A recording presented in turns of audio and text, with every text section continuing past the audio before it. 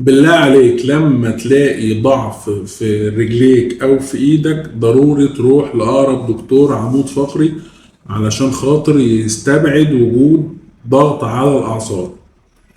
المعلومة دي عايزين نبروزها كده وتحطها قدامك. دايما بنتكلم عن العلامات المنذرة. مش لازم بقى يبقى في وجع في اسفل الظهر عشان تيجي العيادة، لا. ليه؟ لان لسه شايف عيان هو كل مشكلته ان عنده سقوط قدم، بس العيان داخل بيقول انا ما عنديش وجع ولا في رقبتي ولا في ظهري. ايوه، ما هي مش كل الاسباب اللي بتعمل سقوط قدم لازم يجي معاها وجع في الظهر او وجع في الرقبه. مين قال كده؟ فمش كل المشهور ما بين الناس بالضروره يكون صح طبيا، لا طبعا.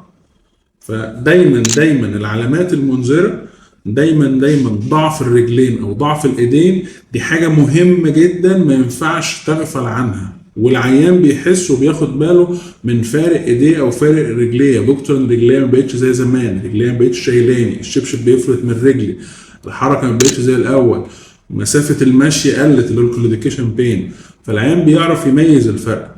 بس هو نتيجة انه ما عندوش المعلومة ان دي علامة مهمة لازم يجري يروح لدكتور العمود الفقري.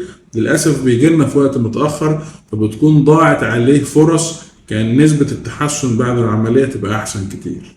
وصلت المعلومة؟ افتكروا دايما الأمل موجود والموضوع بسيط. سلام عليكم.